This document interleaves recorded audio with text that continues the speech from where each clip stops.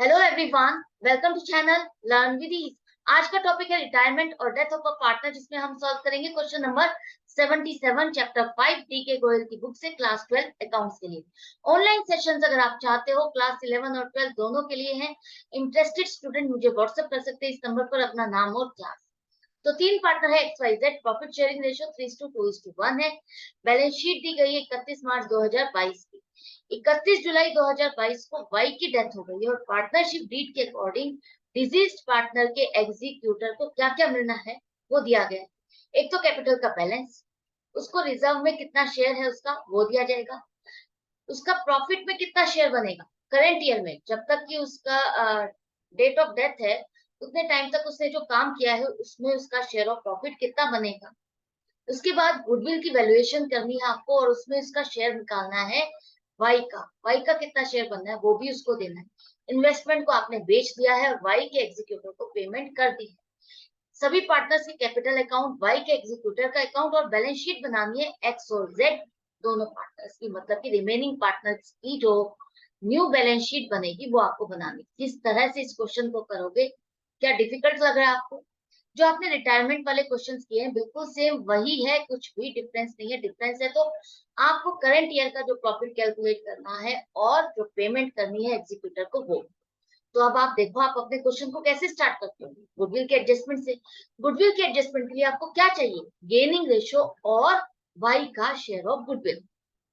आप ये मान के चलो यहाँ डेथ की जगह रिटायर हो रहा है, तो उस टाइम पर आप क्या निकालते हो, गेनिंग रेशियो और वाई का शेयर ऑफ गुडविल निकालोगे ना, वही चीज करनी है। तो गेनिंग रेशियो के लिए आपके पास क्या क्या है, ओल्ड रेशियो है 3:2:1। वाई के जाने के बाद रिमेनिंग पार्टनर एक्स और जेड किस तरह से प्रॉफिट या लॉस को डिस्ट्रीब्यूट करेंगे, क्वेश्चन में नहीं दिया। वाई का शेयर ऑफ प्रॉफिट एक्स और जेड किस तरह से आपस में डिस्ट्रीब्यूट करें वो भी नहीं दिया। तो अब उस केस में आप क्या करोगे, उस केस में आप न्यू रेशियो वही लोगे जो उनकी ओल्ड रेशियो में कॉम्बिनेशन है 3:1, वही इनका न्यू रेशियो में भी कॉम्बिनेशन बन जाएगा 3:1। और जब ओल्ड रेशियो और न्यू रेशियो में रिमेनिंग पार्टनर एक्स और जेड का कॉम्बिनेशन सेम है, सेम रेशियो है 3:1 3:1, तो आपको गेनिंग रेशियो निकालने के लिए new ratio minus old ratio नहीं करनी है, टाइम वेस्ट नहीं करना। उस केस में आपकी गेनिंग रेशियो वही रहेगी जो आपकी ओल्ड रेशियो और न्यू रेशियो है, मतलब कि 3:1। अब आपको चाहिए share of goodwill. Share of goodwill निकालने के लिए गुडविल की वैल्यूएशन करो, जिसको आपको कैलकुलेट करना है। पिछले 3 साल के प्रॉफिट आपको दिए गए उनका टोटल करो, 3,60,000। अब वो कह रहा है इन 3,60,000 रुपए में जो वाई का शेयर बनता है उस अमाउंट में जितना प्रॉफिट आपने उसके अकाउंट में क्रेडिट किया है वही उसका शेयर ऑफ गुडविल।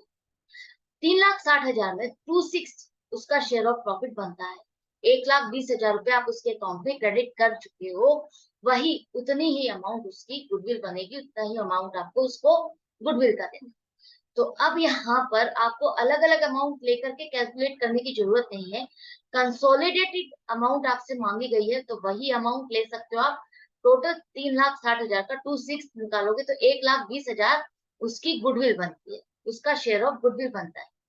अब ये जो गुडविल है इसको कौन पे करे, आज फर्म वाइंड अप नहीं हो रही है, पूरी सेल नहीं की जा रही है, गुडविल को रियलाइज नहीं किया जा रहा, तो यहाँ वाई को गुडविल पे कौन करेगा। वाई को गुडविल वही लोग पे करेंगे जो इसका आगे चल करके शेयर ऑफ गुडविल लेने वाले हैं। वो कौन लेने वाले हैं, एक्स और जेड आगे चल करके वाई के शेयर ऑफ गुडविल को आपस में डिस्ट्रीब्यूट कर लेंगे 3:1 की रेशियो में। तो जब आगे चल करके इन दोनों को ही मिलने वाला है तो आज की डेट में वाई को पेमेंट यही दोनों करेंगे। तो वाई का share of profit, share of goodwill कौन परचेज करा है, एक तरह से एक्स और जेड, किस रेशियो में, 3:1 की रेशियो में। तो यही दोनों इसी रेशियो में पेमेंट करेंगे। तो गेनिंग रेशियो में आप इसको डिवाइड कर दो 1,20,000 को, तो एक्स और जेड आपके गेनिंग पार्टनर है और वाई आपका सेक्रीफाइसिंग पार्टनर है। तो एंट्री क्या बनेगी, एक्स और जेड को तो आप डेबिट करोगे और वाई को आप क्रेडिट करोगे 1,20,000। ये आपकी एंट्री होगी। जर्नल एंट्रीज बनाने के लिए नहीं कहा है, ये मैंने आपको समझाने के लिए बनाई है। अब आपको पार्टनर्स कैपिटल अकाउंट बनाना है तो फॉर्मेट तैयार है आपका, तो वहां पर पोस्टिंग करो, साथ के साथ ओपनिंग बैलेंसेस को पोस्ट कर दो। और आपको इस एंट्री की पोस्टिंग करनी है तो वाई के लिए क्रेडिट साइड पर और एक्स और जेड के लिए डेबिट साइड पर पोस्टिंग कर दो। हो गई पोस्टिंग ये।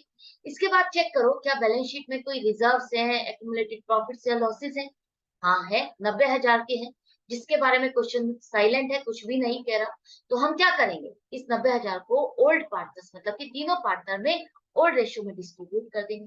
रिजर्व क्या है, एक तरह से प्रॉफिट है, प्रॉफिट है तो पार्टनर्स के अकाउंट में आप क्रेडिट करोगे और रिजर्व अकाउंट आपका डेबिट होगा। Reserve account debit to partners capital account, और ये रिजर्व अकाउंट आपका यहाँ से खत्म हो जाएगा, बैलेंस शीट में नहीं शो किया जाएगा। यहाँ पर अब आप पार्टनर्स के अकाउंट में क्रेडिट साइड पर शो करोगे। आपने यहाँ पर रिजर्व अकाउंट का बैलेंस ट्रांसफर कर दिया, क्रेडिट कर दिया पार्टनर्स के अकाउंट। क्लियर है।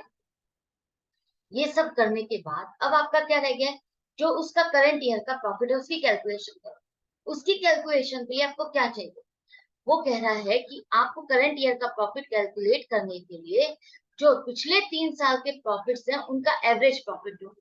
पिछले 3 साल का प्रॉफिट लिया 3,60,000 है, उसका एवरेज आपका क्या आएगा, 1,20,000 है। 1/3 करोगे ना, 3 साल है तो 3 साल से ही डिवाइड करोगे एवरेज प्रॉफिट निकालने के लिए। 1,20,000 आ गया। 1,20,000 रुपए में से वो कह रहा है 10% लेस कर दो। इसमें से 10% लेस कर दोगे तो वो आपका करंट ईयर का प्रॉफिट माना जाएगा 1,08,000। ये पूरे साल का प्रॉफिट है। आपको कहां से कहां तक चाहिए, उसने वाई ने कब से कब तक काम किया है, 1 अप्रैल से 31 जुलाई। फाइनेंशियल ईयर आपका स्टार्ट होता है 1 अप्रैल से और खत्म 31 मार्च को होता है। तो आप देखोगे वाई ने कब तक काम किया, तो 1 अप्रैल से 31 जुलाई तक 4 महीने का काम किया उसने। तो 4 महीने का प्रॉफिट आपको निकालना है 1,08,000 में से। तो 36,000 रुपए का प्रॉफिट आया 4 महीने का। ये 4 महीने का प्रॉफिट जो है 36,000 रुपए, ये तीनों पार्टनर का XYZ। आपको निकालना है सिर्फ वाई का। तो इसमें वाई का शेयर कितना बनता है, तो वो आ जाएगा 12,000। 12,000 रुपए वाई का शेयर ऑफ प्रॉफिट है जो कि उसके अकाउंट में क्रेडिट किया जाएगा। अब यहाँ पर इस शेयर ऑफ प्रॉफिट को देने के लिए आप क्या एंट्री पास करोगे, चेंज इन PSR नहीं हो रहा, change in profit sharing ratio नहीं हो रही है रिमेनिंग पार्टनर की। उस केस में आप क्या करते हो, P&L सस्पेंस अकाउंट को डेबिट करोगे और वाइज कैपिटल अकाउंट आप क्रेडिट करोगे। इस एंट्री के थ्रू उसके अकाउंट में आप एस्टिमेटेड है ये प्रॉफिट, तो उसके अकाउंट में आप ये ट्रांसफर कर दोगे। और ये जो P&L सस्पेंस अकाउंट है ये बैलेंस आप अपने बैलेंस शीट में शो करोगे इस टाइम पर। तो जब अल्टीमेटली जब एंड ऑफ द ईयर होगा 31 मार्च को, जब आपका एक्चुअल प्रॉफिट आएगा, उस प्रॉफिट में से आप इस 12,000 को माइनस कर दोगे, इसे खर्चे में डाल दोगे। क्लियर है।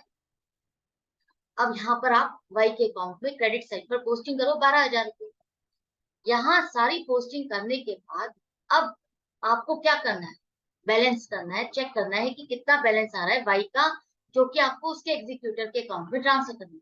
वो आ रहा है 3,12,000 रुपए, तो आपको एग्जीक्यूटर के अकाउंट में उसके ट्रांसफर करना है। एंट्री बनेगी Y's capital account debit to Y's executor account 3,12,000। बाकी दोनों पार्टनर्स का भी क्लोजिंग बैलेंस निकाल लो, ताकि आपको बैलेंस शीट बनानी है, वहां पर इन बैलेंसेस को वहां पर लिखना है आपको। पार्टनर्स कैपिटल अकाउंट आपका क्लोज हो गया, कंप्लीट हो गया।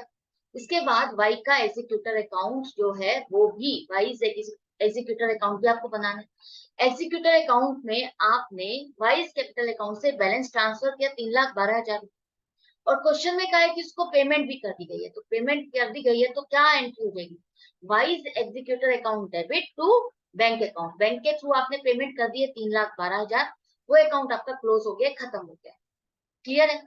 अब आ जाओ बैलेंस शीट पे। बैलेंस शीट आपकी बिल्कुल सेम है, वही बैलेंसेस है। चेंज कहाँ आ रहा है, चेंज आ रहा है आपका cash at bank account. Cash at bank आपका ओपनिंग बैलेंस है 22,000। 2.5 लाख रुपए की आपने इन्वेस्टमेंट जो थी वो आपने सेल कर दी, खत्म हो गई, तो बैलेंस शीट में नहीं आएगी। 2.5 लाख रुपए में ही सेल कर दिया, एट पार सेल की है, मतलब जितने की थी उतने में ही आपने उसको बेच दी, तो 2.5 लाख रुपए आपको मिल गए। 2,72,000 रुपए हो गए। उसमें से अब आपको पेमेंट आपने की है एग्जीक्यूटर को 3,12,000 रुपए की, तो 40,000 रुपए का अब आपका ओवरड्राफ्ट हो गया है, बैंक ओवरड्राफ्ट, बैंक लोन, जिसे आप लाइबिलिटी साइड पर शो करोगे, बैंक ओवरड्राफ्ट 40,000। क्लियर है। तो अब आपका cash at bank balance asset side में नहीं आएगा, बैंक ओवरड्राफ्ट 40,000 का लाइबिलिटी साइड पर आएगा। इसके बाद अब चेंज क्या हुआ, इन्वेस्टमेंट आपके खत्म हो गए, उसको आपको शो नहीं करना, लेकिन यहाँ पर कैपिटल बैलेंसेस चेंज हो गए हैं, एक्स और जेड के, वो आप दोनों शो करोगे। 1,55,000 और 85,000, 2,40,000।